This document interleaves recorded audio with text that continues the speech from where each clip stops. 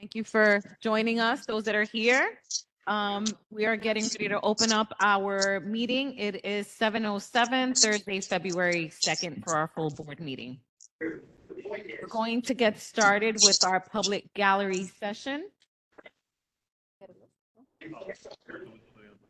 Do we have anyone here in person that would like 3 minutes for the public gallery session?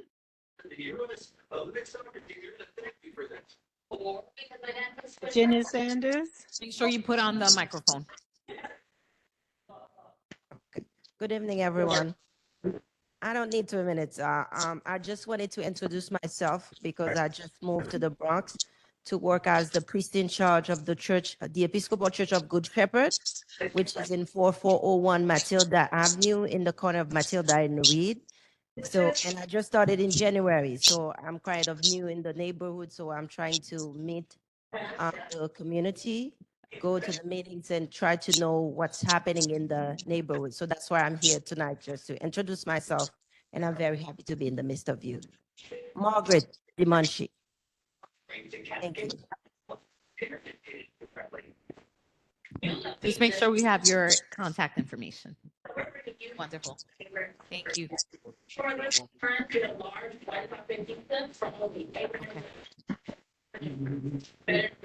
Virginia Sanders.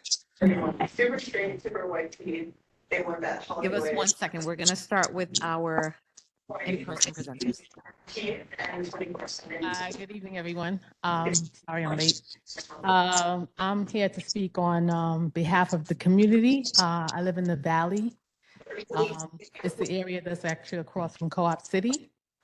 And they're trying to make an attempt to build a shelter location on the 3200 block of Grace Avenue. And I'm just here to say that, you know, the community is concerned at the request of whomever to build this shelter location. We feel it's going to be a safety issue. There'll be loitering and a whole host of other things that will go on. And me personally, I don't really care to have that shelter built at the location. And I know there are a lot of other individuals who are against it. Just like in other communities where they don't want the shelter locations, I feel like they should grant us the wish to not have it built in our community as well. And that's basically what I have to say.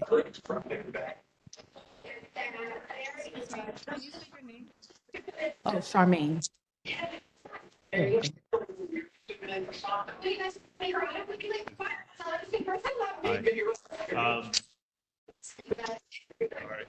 Sorry. It's George, right? Yeah. So the Charmaine, what Charmaine is referencing is 3240 Grace Avenue. Our board members, some of our board members will remember that we had this issue back in 2019. There was an attempt by the Black Vets for Social Justice to open up a shelter at 3240. This was during the de Blasio administration. We were fortunate enough that we worked with our elected officials and we were able to get that shelter relocated. Unfortunately, it stayed in Community Board 12 and went to Furman Avenue. So that is the shelter that is operated by Black Vets for Social Justice at Furman Avenue. We were told back then that they would not consider this again.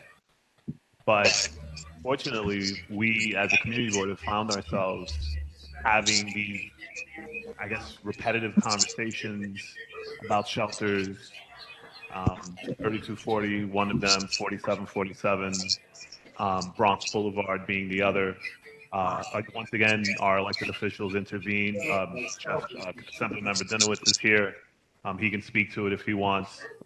They got not only were they able to get the temporary site closed, they got assurances from DHS that they would no longer consider this site, and then DHS went back on their word and opened up the site as a migrant shelter. And you know, I don't know what to say because the landlord, and one of the I will say this, we have, as a community board, we've reached out, I have reached out numerous times to DHS.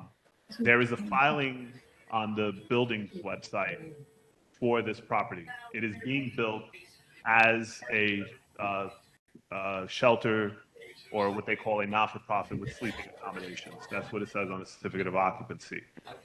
This is they're making major renovations because if people are familiar with that address, it used to be, I think they used to manufacture light bulbs in that building. And a portion of the building is in a residential, like not half, but less than half of that building is in residential because your block, that property is right at the end of the block, and it crosses over. Well, then on the other side of that, you had another shelter that now turned back into a hotel. So we've gone to the Department of Homeless Services. They tell us that they have no plans for this building. And it is infuriating to someone like myself. I have 20 plus years doing this as a city employee, not at the community board, but I've worked in the mayor's office, I worked in the building department, and now I've been here for the last 8 years.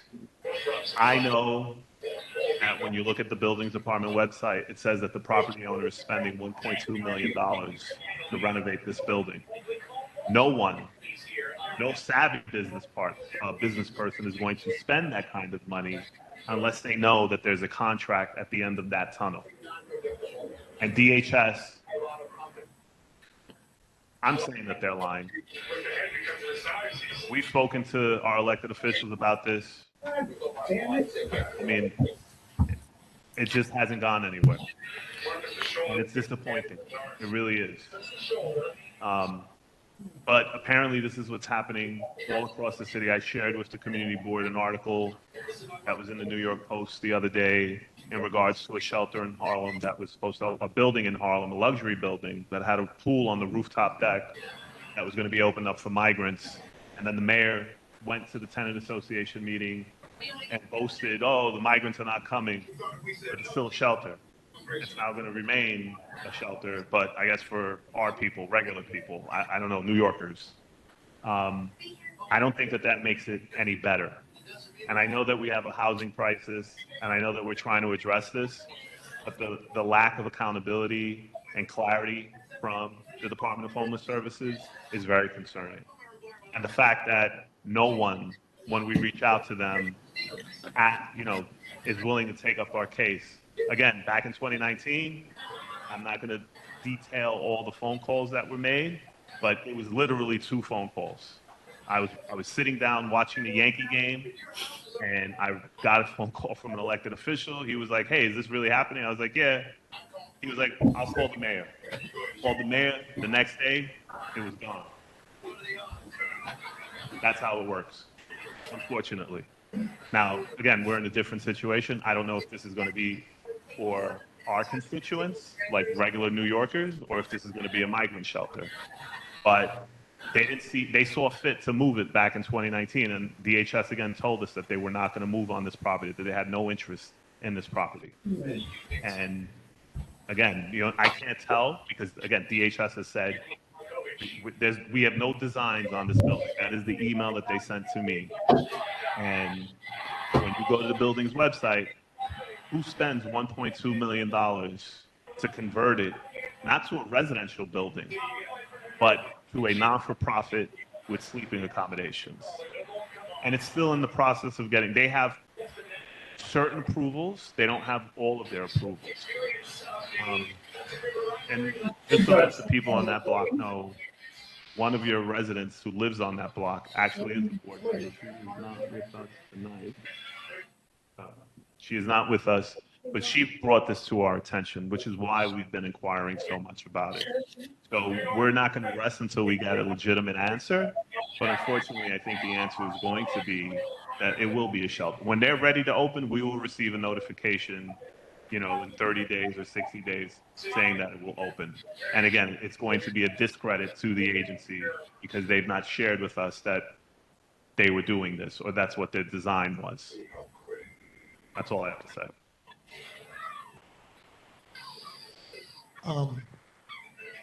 Ma'am, I just wanted to add, as the housing chair, it's very. Testing, can you hear me? Yeah. Okay.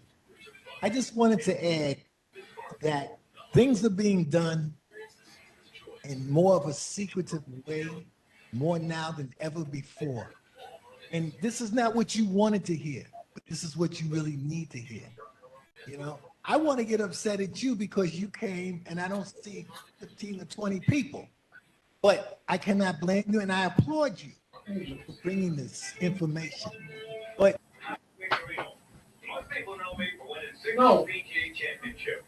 With my puppy, I started thinking I was going to have to trade my club in for a Then I discovered arthritis debate centers. Arthritis debate centers has cutting-edge image-guided treatments.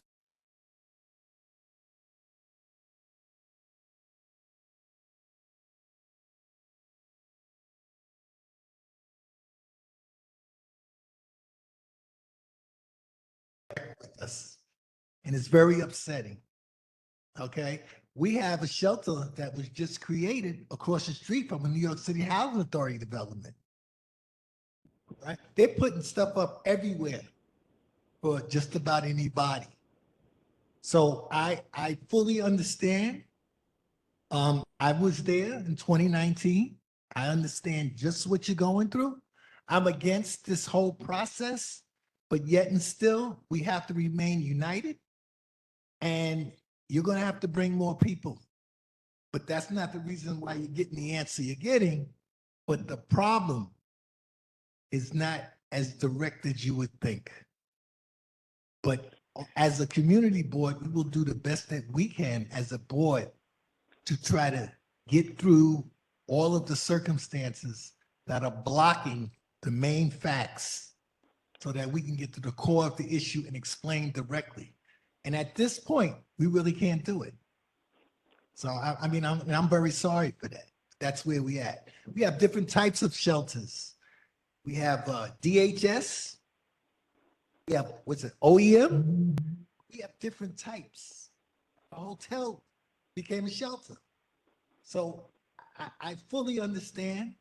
And, you know, we're reaching out to get answers, but we don't have any as of yet. So we're going to keep trying. Well, people who feel the way you feel, all right? And I understand you got neighbors and you got friends. They just probably couldn't make it tonight, and I understand. But if you're going to make some noise, you're going to really have to make some noise. And it's going to be about that. Now, that's not the reason why we're saying what we're saying to you. But I will tell you, all right, if you are going to contest an issue of this magnitude, you got to have folks alongside of you, many, all right? And I'm not faulting you for that. I'm just going to give you the issues that we've been presented with. But in the future, when people want to sit here and complain, you better come in droves. And honestly, because that is what is going to bring what we need. We need a combination of everything, including media attention. And that's basically it. All right. But I applaud you for bringing this issue here. Thank you. Thank you. We hope you're not discouraged. Keep coming, and we're going to be here to support. We're in the same fight. Anyone else here in person that would like the floor for public gallery session? Okay, moving on to our virtuals. Virginia? Good afternoon, everyone. I'm Virginia Sanders from the Wakefield Taxpayers Civic League. Thank you for allowing me to speak, and my honor goes out to your board and all the good work they're trying to do. And as the young lady needs to know that we have several community organizations she needs to reach out to so we can join her in her fight. I mean, once we know about it, we can spread the word out and help her further. And for your information, we are now coming to as of March to George Torres's office to have our meeting every third Thursday of the month. So this Thursday of the month in March, we hope to try to do some type of town hall meeting so we can bring together everybody that has problems so we can try to resolve everything that needs to be resolved. We're hoping that the political people will come. We're hoping that the churches will come, that we'll all get together and try to help resolve our meetings and get together and find out what the problems are that we need in our community. We have to come together. We cannot do this together alone. Only us. Nobody lives here but us. So if we don't care about where we live, we have a problem. So please, everybody, for Thursday, the third Thursday of March, let everybody know that Wakefield Taxpayers is having a town hall meeting. And I expect to send out flyers to everybody we could possibly do. We're going to try to do a big town hall meeting for the third Thursday for the Wakefield Taxpayers meeting. There's going to be a Community Board 12. Thank you for letting me speak, and I hope to see everybody on the third Thursday of March. Thank you. Thank you for sharing that. Next up, we have Patricia McDowell. Hello, everyone, and thank you for the opportunity to speak. I want to also talk about the possible shelter that's going to be built on Grace Avenue. That community is basically a senior community. Most of the residents that live there have been living there since 1969 and beyond. So it's very difficult for them to actually come to the community board meeting. However, we are actively researching that project. We are in the process of taking petitions around and getting them signed. It is our intent to bring those petitions to the board next month on the 9th of March. So we are active. Just because when you don't see us there, we are very active in this process. And then I have a question. That project, when we did research, is zoned for construction. It's not and warehouse. It's not zoned for residential. Can anybody address that? It's both. A portion of that building is in residential. If I recall, it's an M1 and R5. Like I said, less than 50% of that building. I'm assuming it's the portion that's closest to the private houses that is in the residential. That is something that once the project is approved can be challenged. But that's once the project is approved on the building's website, then you can challenge the zoning. But that is one of the concerns. But I will say this as well. Shelters have been built in M1 districts. There are hotels in M1 districts, and the thing is that this is not a hotel. So there are questions surrounding the zoning on this because they're not building this as a transient use hotel. They're building this as a non-for-profit with sleeping accommodations. So, that's my understanding of it. But, we can have that conversation further offline. But a portion of that building, because I did look at it, is I believe it's R5, but I'll look while I'm not talking. I'll look at the zoning. Yeah, I don't remember it being an R5. It's actually zoned as I have it written now. I can't remember. E9. When you go on the website for the taxes, it says that property is an E9.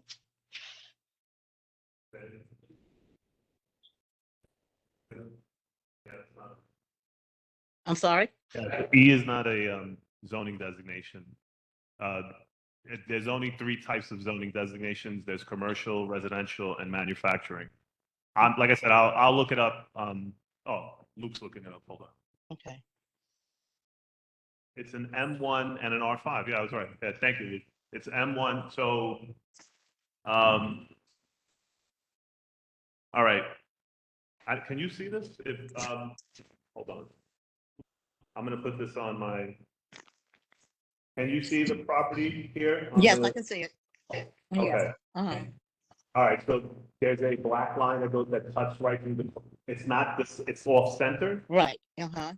Smaller portion is the R5 portion of the property. The larger part of the building is M11. Okay, Thank you. thank you.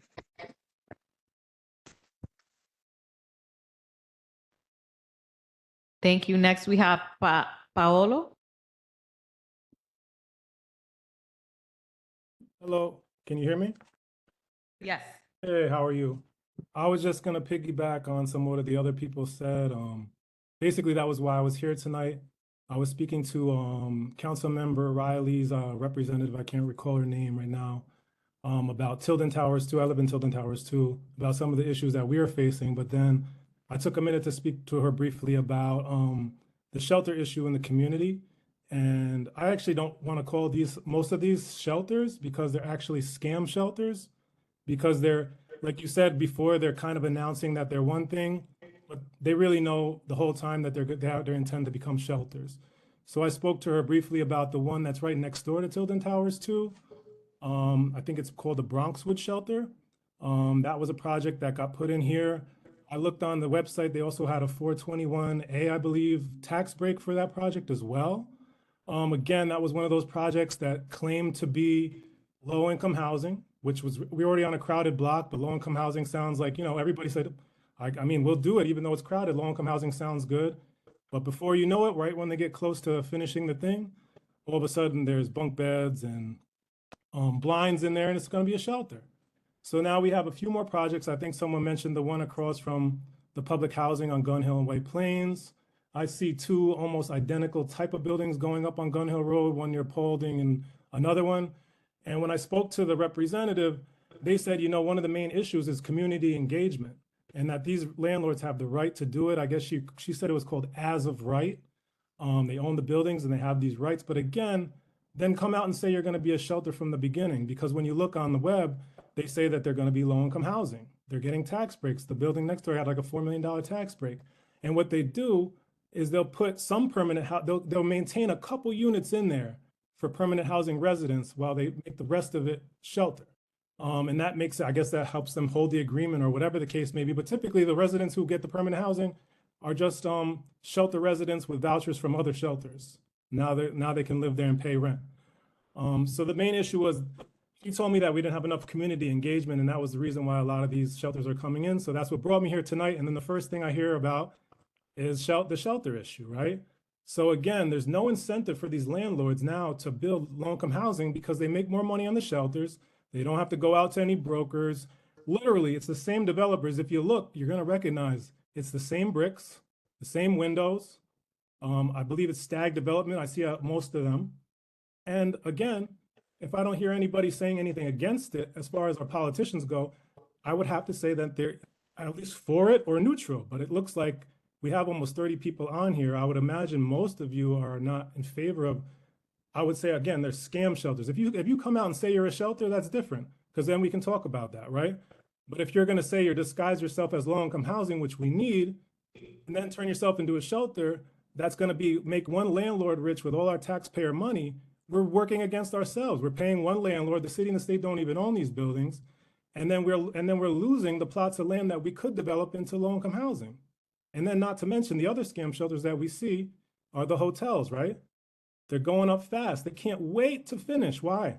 Because the migrants are ready. Then as soon as they're done, they say, can you send up another bus? I'm ready to make my money. So that's why I'm here. I just wanted to add to some of the comments that I'm hearing from other people.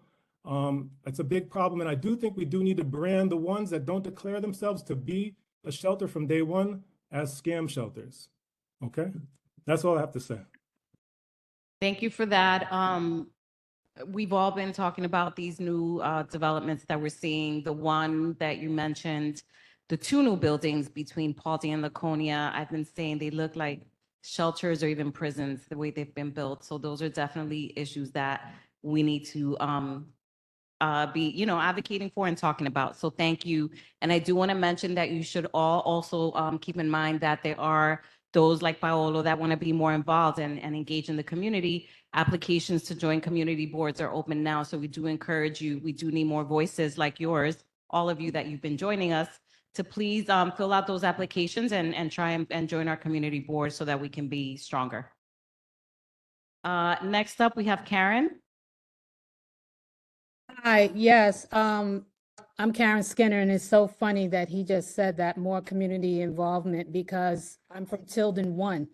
And last year, we discussed 829 Tilden Street. Because originally when, not 829, but the shelter that's in between Tilden and 829, when that building first came up, we were supposed to, let me see, the Surrey, Tilden, and Tilden 1, they were supposed to be a joint board. That never came to be. And we were talking about that building because all of a sudden it popped up because it used to be a private sanitation company. And they sold it. And all of a sudden, when 829 was finished being built, they threw that building up. And from the beginning, they said it was going to be a shelter. From the very beginning, because they invited us to come through, to walk through it.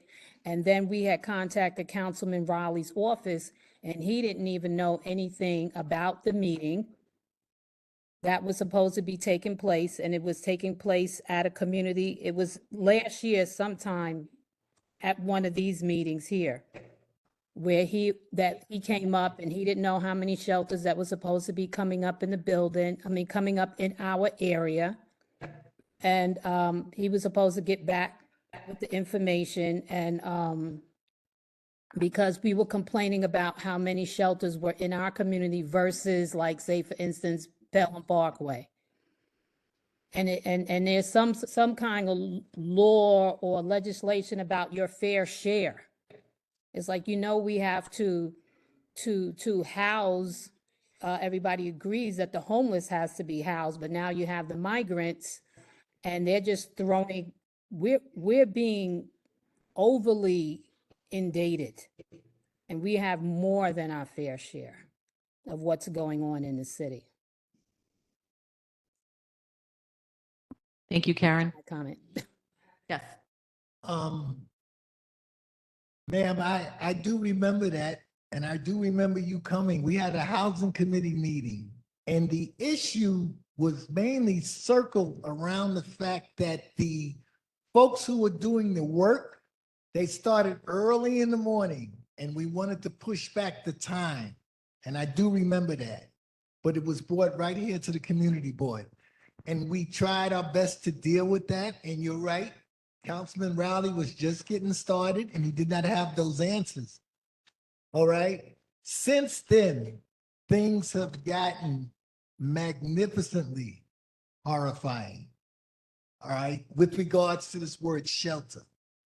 The first avenue that you see is you're going to see housing, and they call it affordable housing. And then they want you to have an income about $75,000 to $85,000, and you'll see it. It's on the paperwork. No one can afford that on a low income basis. So when they got no perspectives, that's when they change up. And that's when the word shelter comes into play. Now this happens. This is how they start. The question then becomes, what type of shelter? But this is what's going on. It's going on everywhere. And we're trying our best to stay on top of it, but it's very difficult. So we need folks to come out. If you want to have a meeting every third Thursday here, a town hall meeting, that's fine, because people can network. There's always strength in numbers. That's a great idea. That's a great idea. However, you need to know that this community board is doing the best it could do under the circumstances we're being dealt with. We hold meetings and folks, they don't come. They don't send a representative. Okay. We can't get to the crux of some of the issues that way. So these are the problems that exist. And I'm not trying to circle the wagons. I'm not going to BS you, but this is what's going on. There's no direct transparency, and we're fighting to ascertain that. So just be mindful. But I understand the plight. It's affecting and infecting all of us. But we have to stay unified, and unification starts right here, right now. Because you're going to have people who are going to show up and meet other people, and collectively, that's when the difference could be made. So we're going to do our part as a community. So thank you. Thank you all. That concludes our public gallery session. We will close that out, and now we're going to move on to a presentation by the Office of Cannabis Management. Are they here? Yes, We're here. good evening. We're here. Good evening. Thank you for inviting us. And George, good to see you. We're always emailing back and forth, and he calls. So he definitely is always working hard for, your board. So we're going to do a quick slideshow. It's about 10 minutes, and then we will open up for Q&A. So my colleague Phil Rumsey will do the slideshow. Perfect. Thank you, Pascal. Good evening, everyone. My name is Phil Rumsey. I'm the manager of intergovernmental outreach here at the Office of Cannabis Management. And I'll go ahead and share my screen and walk you through the PowerPoint.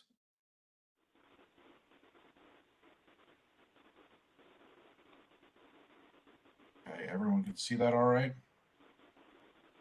Yeah, you're good, Phil. So I want to start off with some key licenses and dates. It was September of last year when the Cannabis Control Board approved the adult use regulations. We had a few important dates here. The application for the licensing began October 4th. If an individual had proof of control over the retail location, they had to apply by November 17th. And if individuals are just applying without proof of control, they had until December 18th to apply. The license type during this application window, the different license types, one was the cultivator license, the other was a processor license. We had the micro business, a distributor, and a retail dispensary. And you can see we have different target goals for each different license type. I want to discuss the role of community boards in the application process. So per the cannabis law, community boards, along with municipalities across the state, have the opportunity to express an opinion on whether they support the Cannabis Control Board's approval of 3 different license types. And each of these license types do have the capability of selling directly to individuals. So the first one is the retail dispensary, and I think everyone's familiar with that. The second one is the micro business. This is the more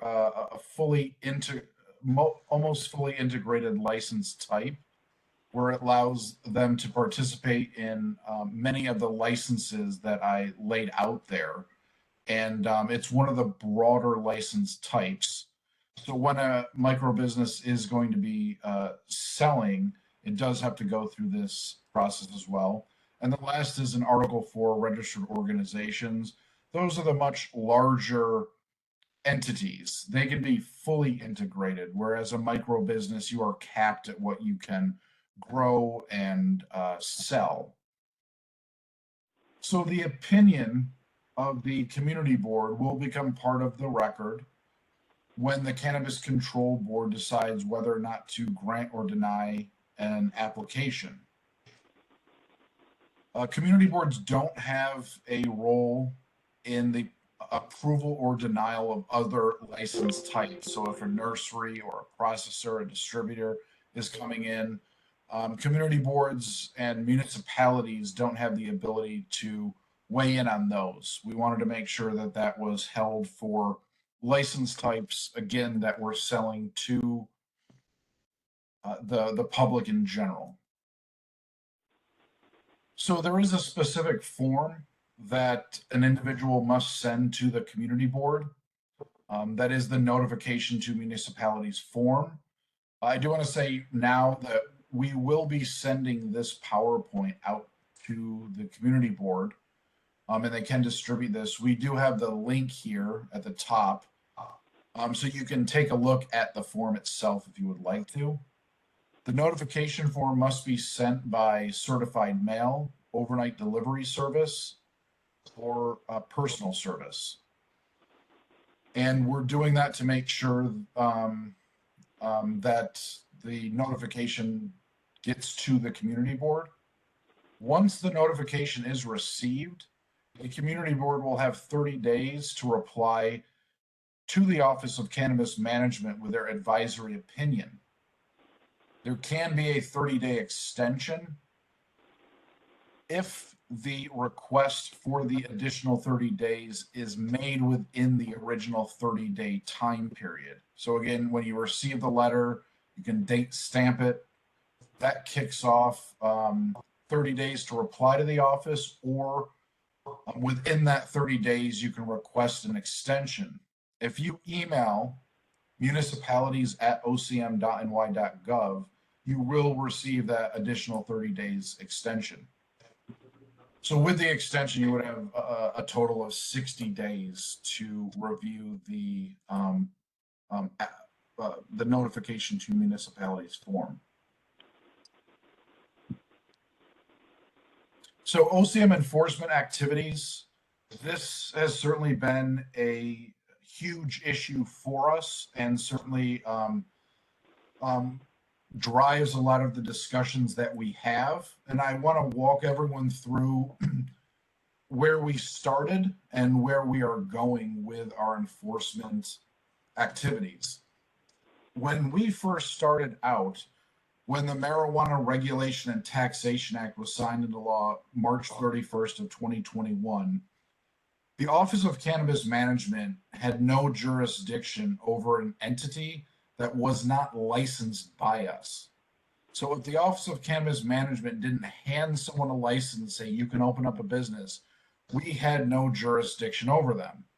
So when the illicit shops started to pop up, we had no legal ability to go in, stop them, fine them, or confiscate anything. We had the same power as the Department of Transportation has over these stores. We didn't have any authority. So during that time period, our enforcement division started reaching out, working with local DAs and law enforcement, coming up with strategies, creating multi-agency task force to try to come up with additional avenues to try to shut down the stores. And we're continuing to build up the outreach efforts. So after we started off there, there were revisions to the cannabis law and tax law that were included in the 2023-2024 budget. And that created a much stronger regulatory framework for us to use. It allowed OCM to take enforcement actions against businesses selling cannabis without the required license, and they're often referred to as sticker shops. It allowed OCM to conduct regulatory inspections of all businesses selling and giving away cannabis. And it did allow us to pursue a court order if we needed to, if a illicit shop was not allowing us to inspect these. It did grant OCM the ability to seize cannabis found at these businesses and to assess a variety of different civil penalties against the unlicensed shops. This included the New York State Department of Tax and Finance and the Office of Cannabis Management. So additionally, we are able to revoke, suspend, and cancel any of the license or permits under the cannabis law for anyone who does have a license from us who has been found to be engaging in any kind of illicit selling or behavior. We do have the authority to conduct the regulatory inspections, including vehicles. And if an entity is claiming to sell medical cannabis, adult use cannabis, cannabis products, cannabinoid hemp, hemp extract, we do have the ability to go into that business and assume what they are advertising, what they are talking about, is actually what they are doing. So any products that are labeled that way or trying to be sold with any of those labeling or any of those claims, we now have jurisdiction and the ability to move forward with trying to shut down the stores. Additionally, any legal dispensary will have this sticker. It's about a 12-inch tall sticker. It's on the outside of their store. All legal dispensaries do have to display this, and you can walk up, use your phone, scan the QR code, and it will verify that it is a legal dispensary. Medical dispensaries also have to have this. I do want to flag another distinction here between legal and illicit shops. You cannot see inside of a legal shop. You shouldn't be able to see any product whatsoever. And they shouldn't have any neon signs out front either. So right off the bat, it would be pretty obvious which stores are illegal and which stores are legal. Governor Hochul has proposed some actions that would strengthen our enforcement authority. These are proposals right now. This is not law. These are things that are going to be worked on during this legislative session. Some of the proposals include the expedited closure of the illicit businesses. It would expand the powers of the Office of Cannabis Management to streamline padlocking of the illicit shop. Right now, we do have to go through many filters in order to padlock a shop. It authorizes local governments to execute OCM padlock orders to ensure faster and more efficient closures of dispensaries. And it does establish local registries of licensed cannabis shops and illicit cannabis shops that would help local governments and New York City to move forward and identify these places and shut them down.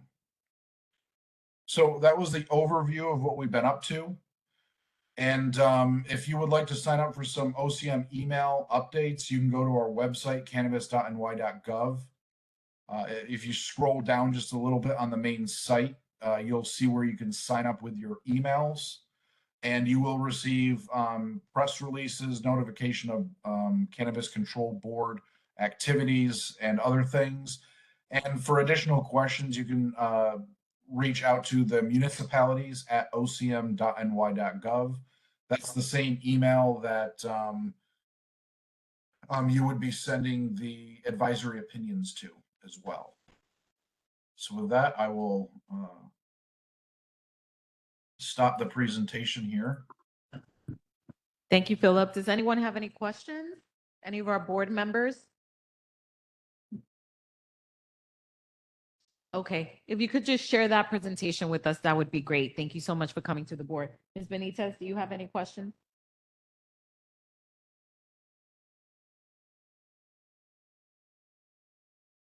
So far, have you all seen any illegal shops here, and have you all taken actions in this district in reference to this?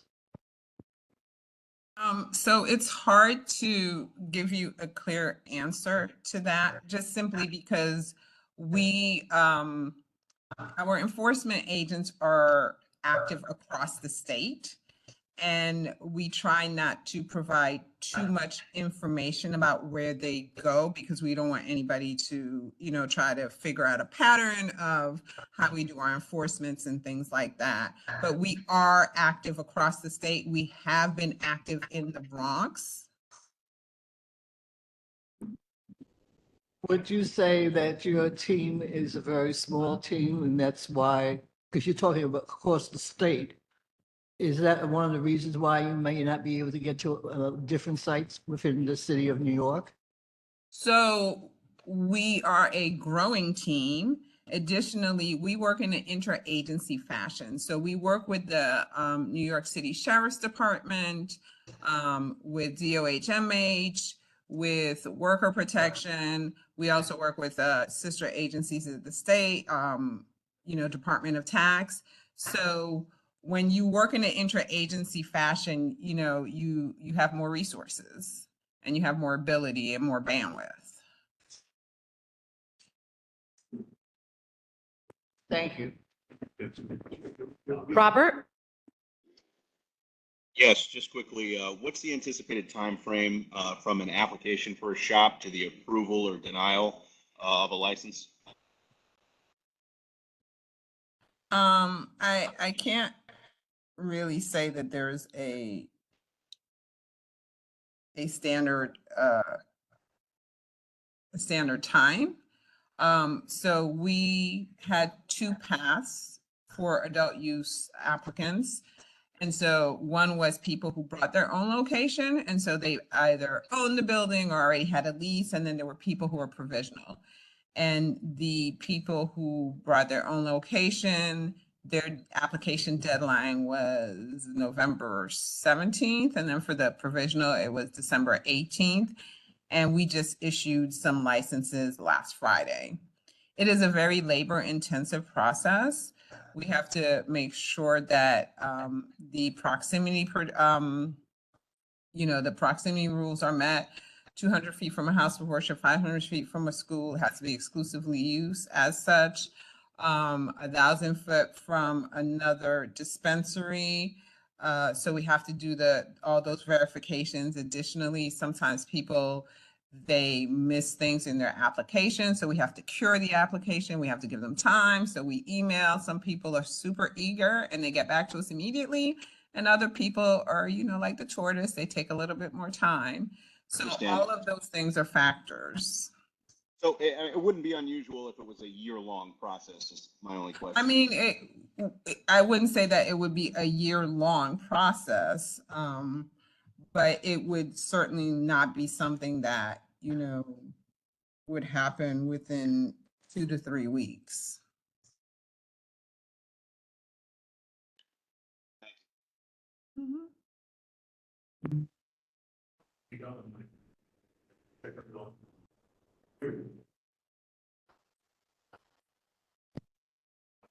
Okay, thank you. You kind of avoided the question with enforcement. I mean, you didn't give us any numbers as to how many enforcement officers you have.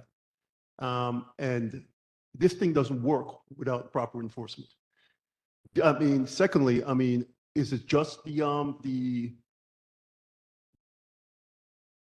person who run the store is going to be fine? What about the landlord? Do they take any responsibility for anything that takes place on your property? Now, do we make them accountable so that you can actually, make this thing work the way it should work? I mean, we decided that we're going to legalize marijuana. We decided that we're going to give a license to people, and then we're saying that the enforcement is going to be somewhat spotty in terms of illegal shops. And that doesn't make any sense. It doesn't work. And I don't hear any numbers. I don't hear the numbers of saying that, look, we have 400 enforcement officers across, talking about the state of New York. That's a big area to cover by how many people?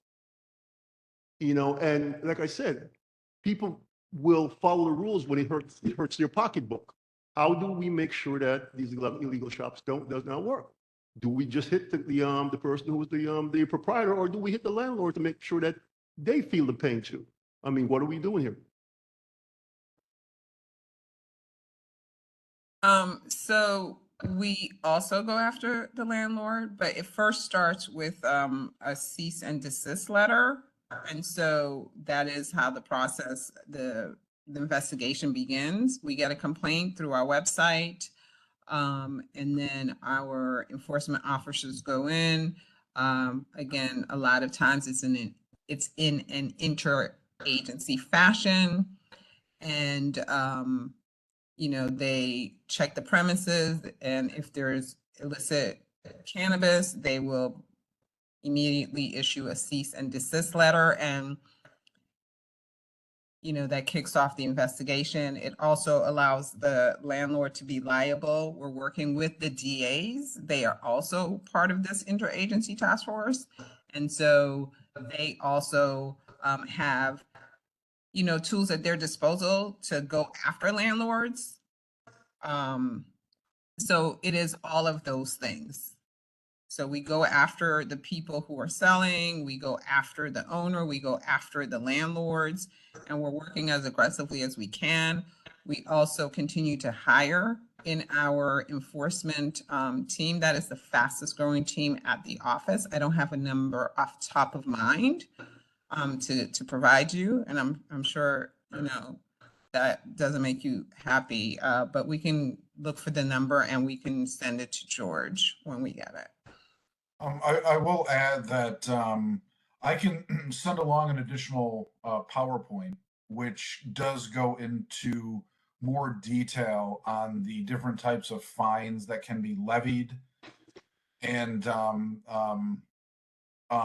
some more granular level detail on the process at play here. It is rather complicated.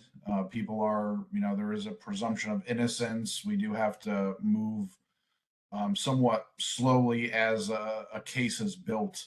But I will send an additional PowerPoint, and you know, if you could distribute that to the individual asking for a little bit more information here, it does a deeper dive into the powers that we have. Thank you. Anthony? Yes, hello everyone. Thank you for that statement that you made, gentlemen, before me, and thank you for the response. I just like to thank you guys for the information that you're sharing. It's very helpful. One of my questions is when you guys do get a cease letter or you do get a complaint, is the community board in that area or the town hall in that area notified that you have that complaint or that cease order?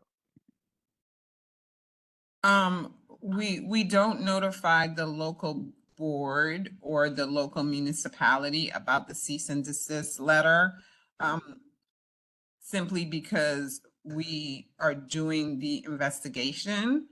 And so we don't want to jeopardize the investigation. Even those of us who work on OCM, Phil, Adam, who is also part of our team, and we don't know where the investigators are when they're what portion of the investigation they're in. Like, wow. I'm sorry, there's a lot of screens going on, and I've tried to change my layout, and it's still a lot. So we don't know where they are in the investigation because there literally is a firewall, and a lot of that has to do with the fact that they don't want to jeopardize it, and they don't want information to inadvertently get out. And so, you know, we don't necessarily contact municipalities to let them know. We don't contact community boards to let them know, hey, we're investigating making up this address, 353 West 145th Street. Excuse me, thank you for that. At what point do you notify the community or the town hall about situation? So we have a newsletter that goes out, and it gives broad information about everything. As Phil said, there's a presumption of innocence. And so, you know, in the newsletter, it gives broad strokes about what our enforcement where we've enforced. So it will say, what areas of the state. It won't give granular information.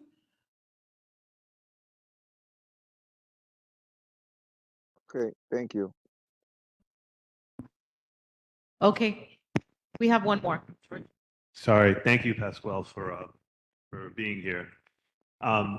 Real quick question. We're getting requests on the chat to share the PowerPoint presentation. I have this PowerPoint that we shared with community board members a long time ago. Is that something that we could share with the people requesting it? Yeah, as Phil said, we're going to send you the PowerPoint from tonight, and he's also going to include the PowerPoint, our enforcement PowerPoint. So Okay, you get thank both. you. Mhm. And a shameless plug for everybody who's in the virtual world and TV land. Sign up at our website for our mailing list, and you will get all of our emails, including this PowerPoint. I'm not going to send it individually to everybody. So we send in, we'll share it with everyone. I'm sorry, I stepped away for a second. I did have a question because what prompted the request to have you come before the board was that at our last full board meeting last month, we had 2 applicants that had applied, not so far away from one another. One was on White Plains Road and the other one was on 241st Street. Yeah, both ends. And I just, in terms of fair share, I know that this is not a state policy, but it's a citywide policy.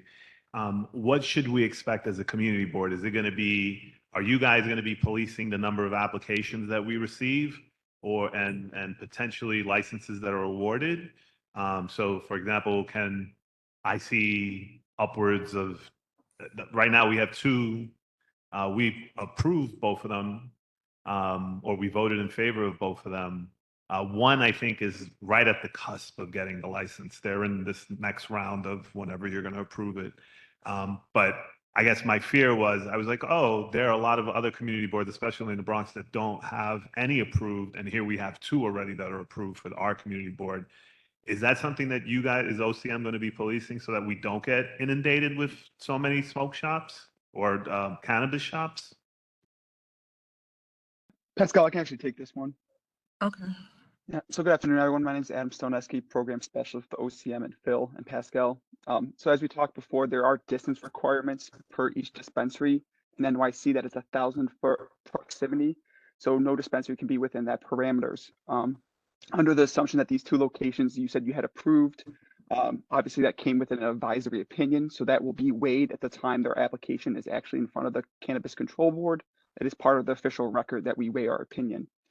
If any of those dispensaries are within, those 2 are AU and they're within 1,000 feet, whichever application is going to the board first, and if they are approved, they will have that priority and they will be awarded that 1,000-foot proximity protection.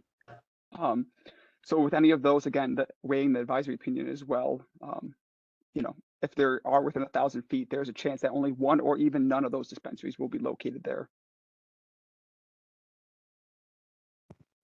So there is no limit. It's only the 1,000-foot proximity. Correct. There's also a limit on the actual amount of licenses awarded in this queue. That is split between NYC and the rest of the state. So it's uncertain on what community board specifically will have some dispensaries in this queue. It really depends on what locations were brought to OCM by the applicant. But yeah, we continue to review locations and all the other criteria regarding, true party of interest, their application details, all the entity information. Okay, I'm sorry. And my final question in regards to something my board member raised in regards to penalties. After your investigation is over, is there going to be a sort of a portal similar to like the buildings department or any other city agency that notifies people of violations that were issued or anything like that? I understand that once it's being investigated, there's nothing, but after the fact, that like judgments, did they pay a fine? Was there a sort of judgment? Is there going to be a process where we can see that?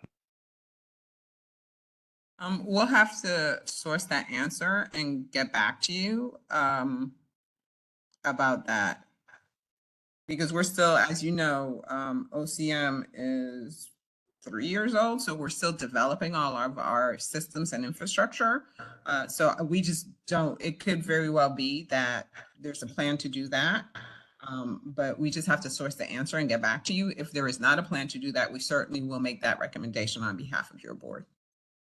All right. I appreciate it. Thank you, Pascal. And thank you to your team for being here with us this evening. One more question? Yes, is the sales of the cannabis a taxable sale, and how are you gonna enforce collecting the taxes on the cannabis?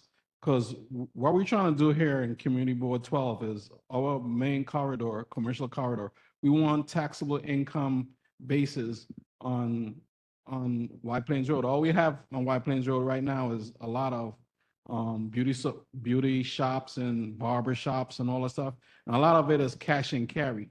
So how could we collect or get taxable sales from this cannabis? So there is a 4% excise sales tax that's involved at the retail level. Or excuse me, I'm sorry. We collect a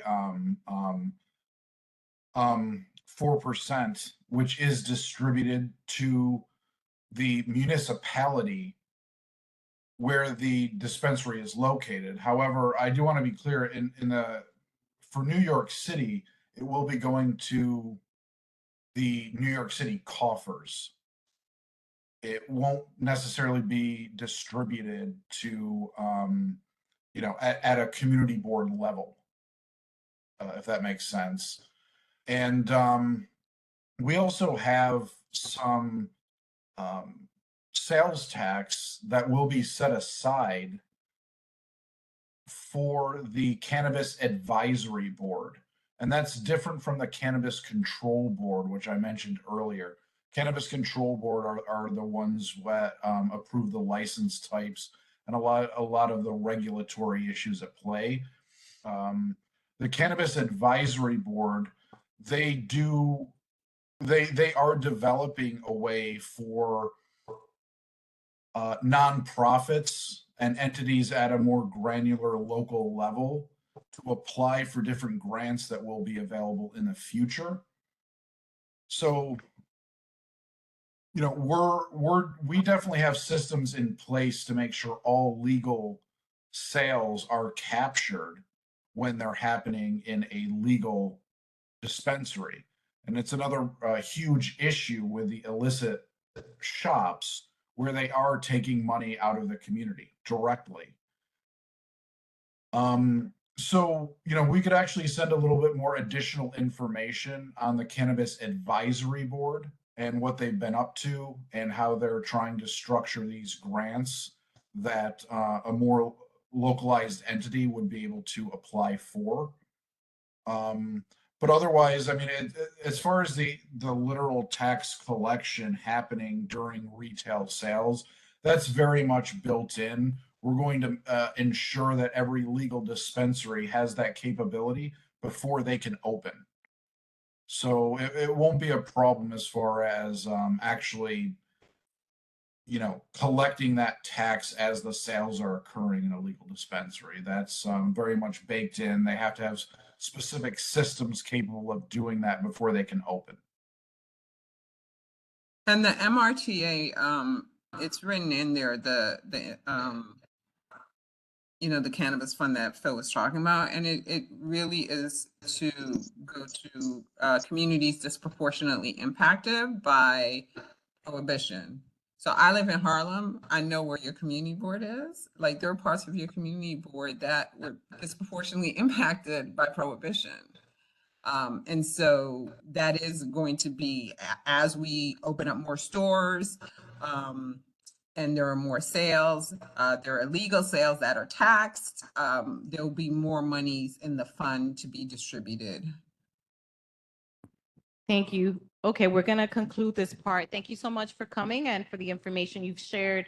We look forward to continuing to learn more as this continues to expand.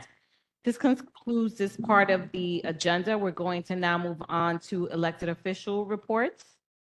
We'll start with Cynthia.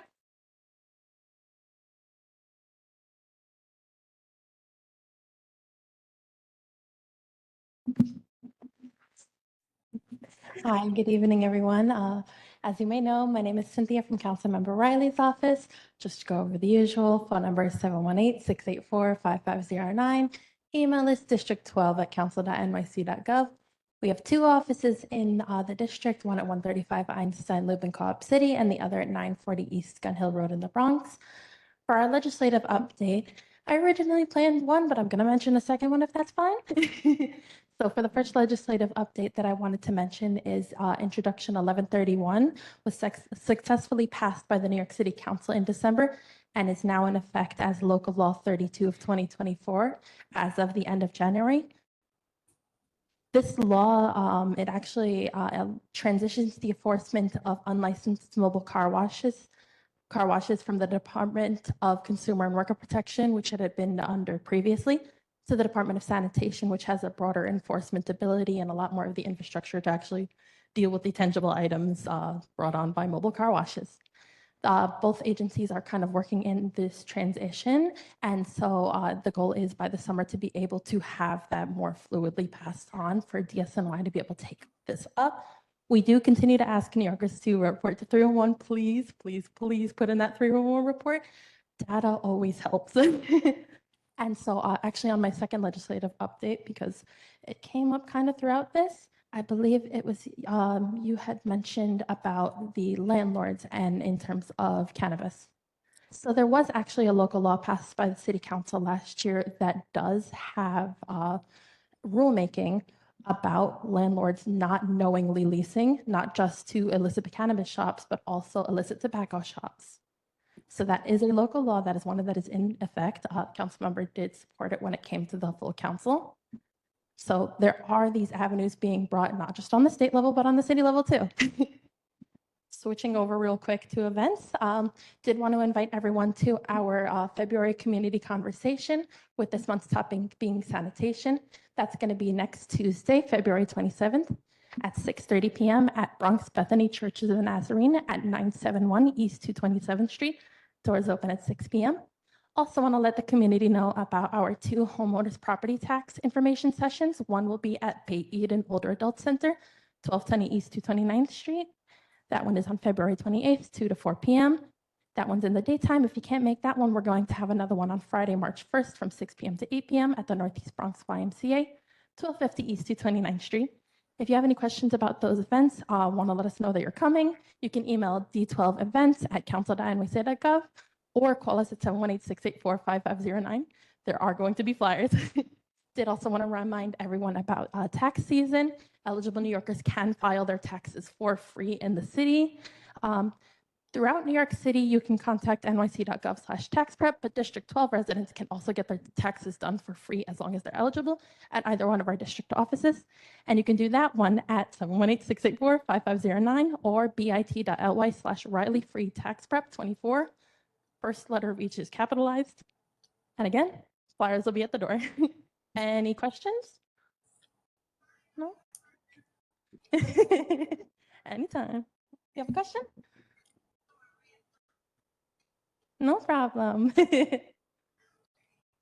you.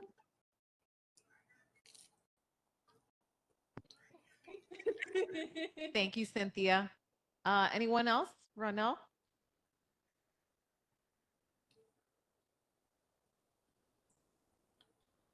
Hi, my name is Ronell from State Senator Jamal T. Bailey's office.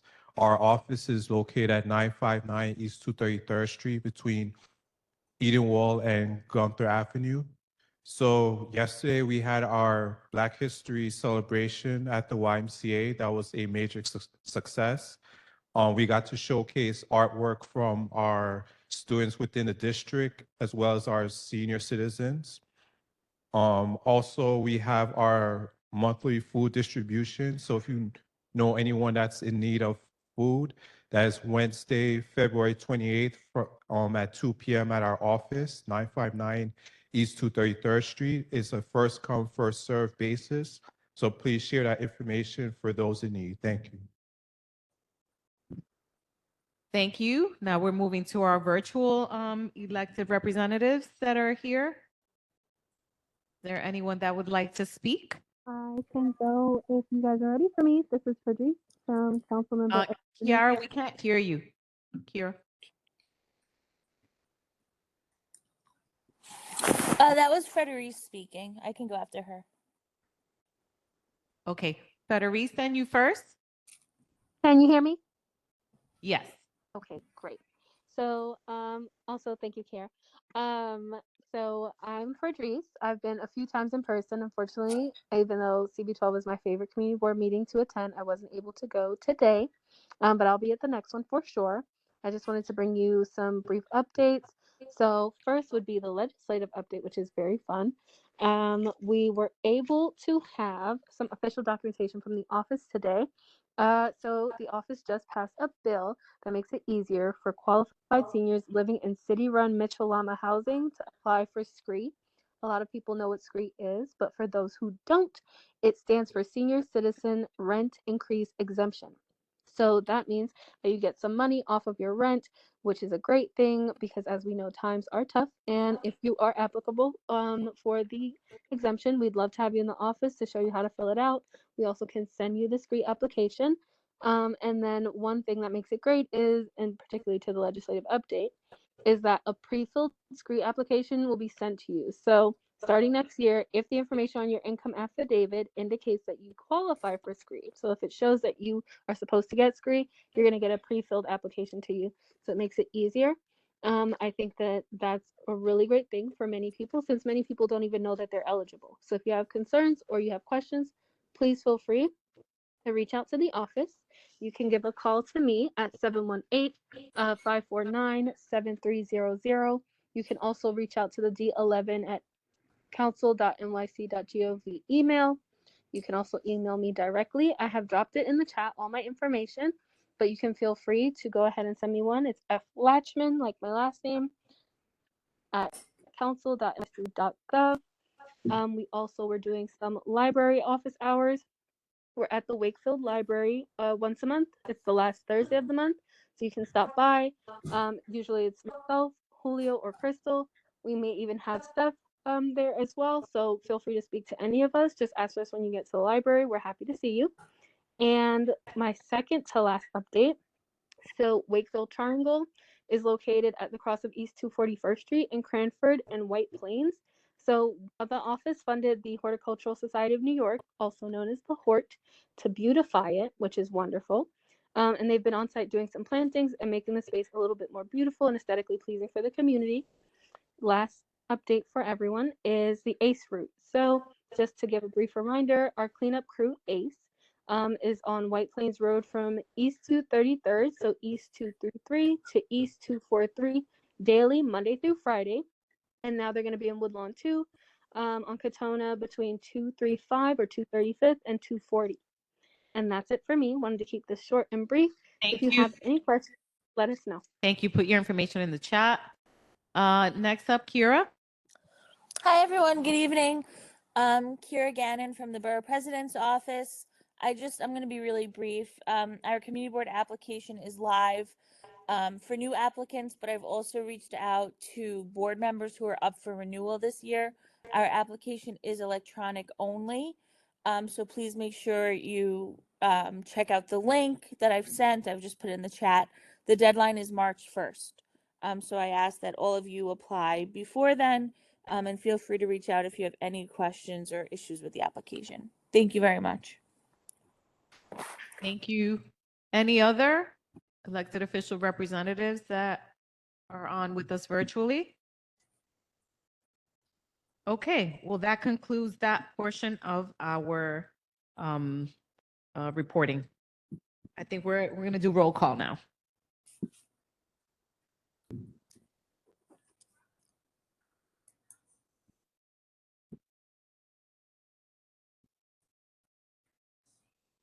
For those who are on virtual, please open your screens so that I can see you before I begin. If you're a board member, I'd like to see your face.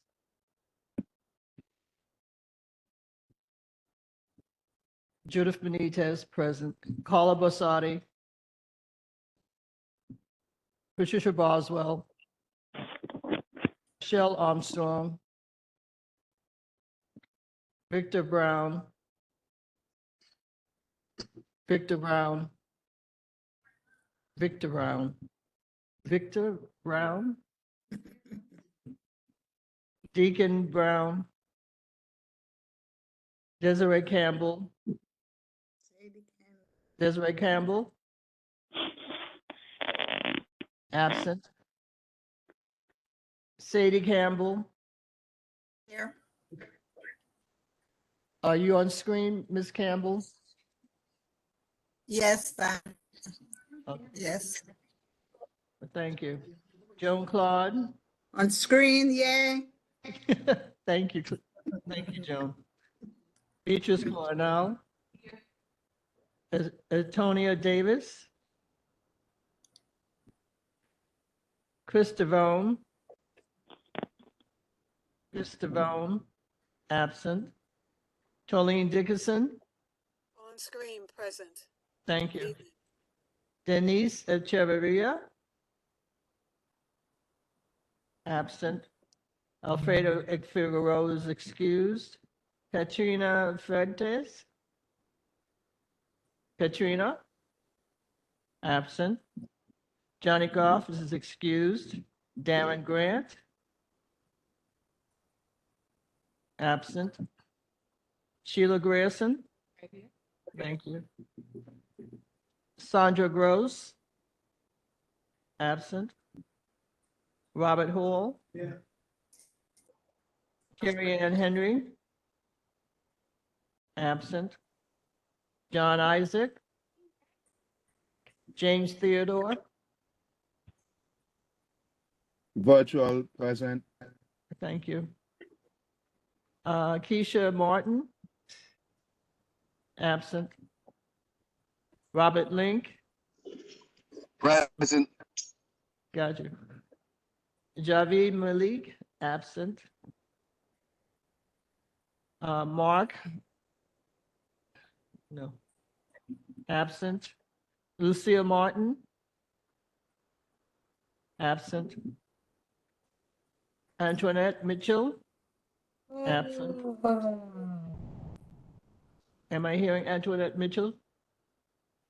Okay. Clinton Mike. Carmen Ortiz. I saw her. She's here.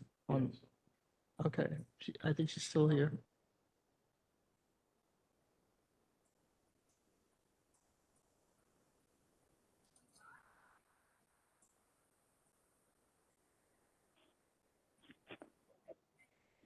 He was on camera before. Okay. Yeah. Sherry Samuels. Carl Sturker. Yeah. Benga Sevilla. Luke Sabados. Deborah Torado excused. Damon Tortine. I don't see him. Absent. Deborah Walker. Present. Is she online? On Yeah. camera? Thank you. And Ryan Walters. Okay, absent. We still don't have a quorum. Carmen is raising her hand. Who's this? Carmen Ortiz is raising her hand. Anthony Reed, present.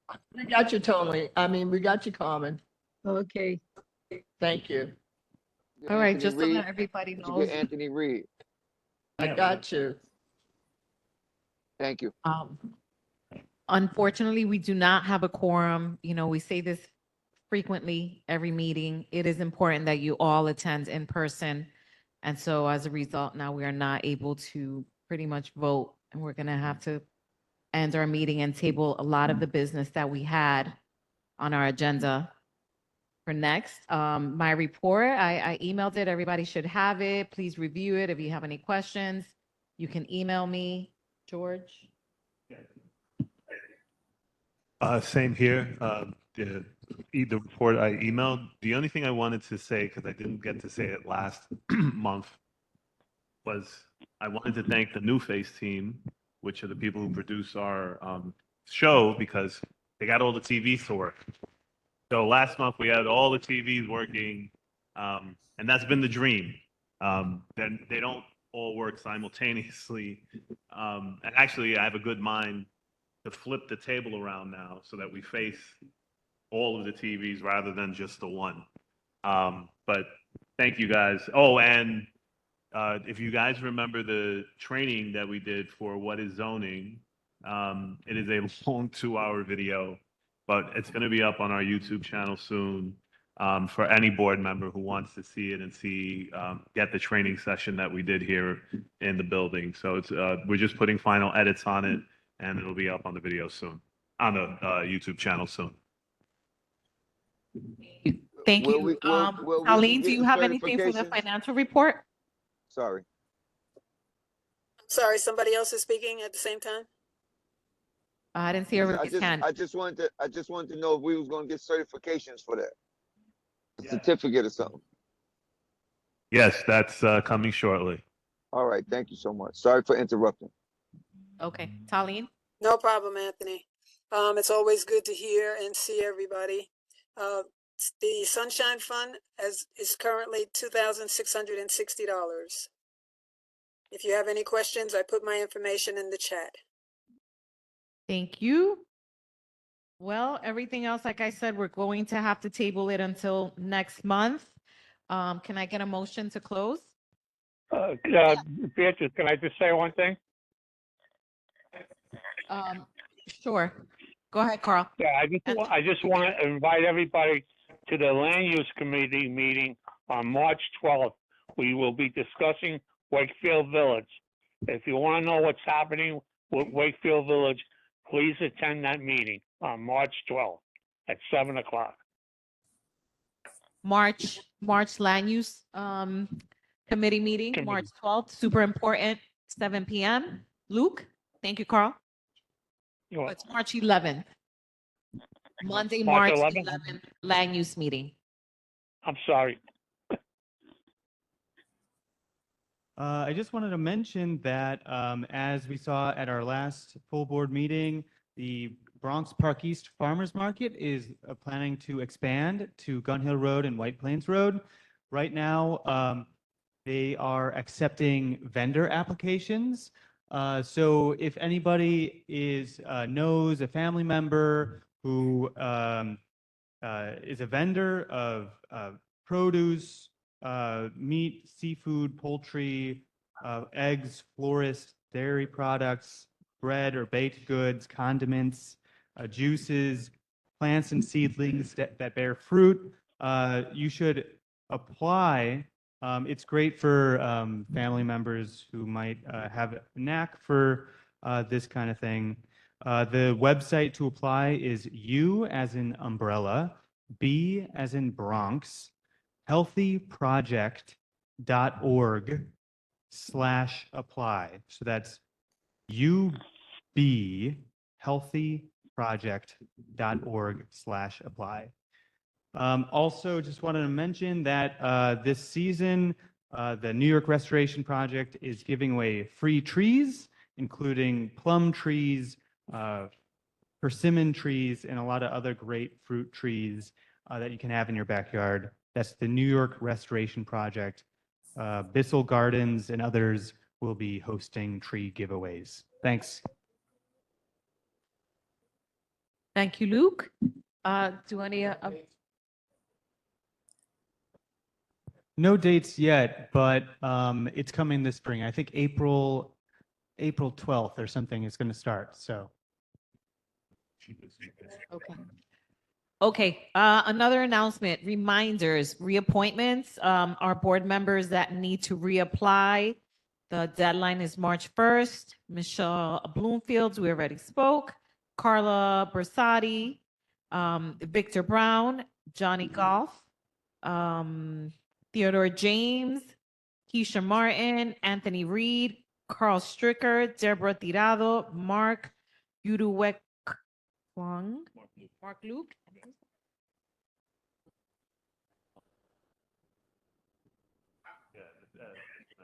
And Deacon Edward Brown. Reminder, please, to fill out your applications.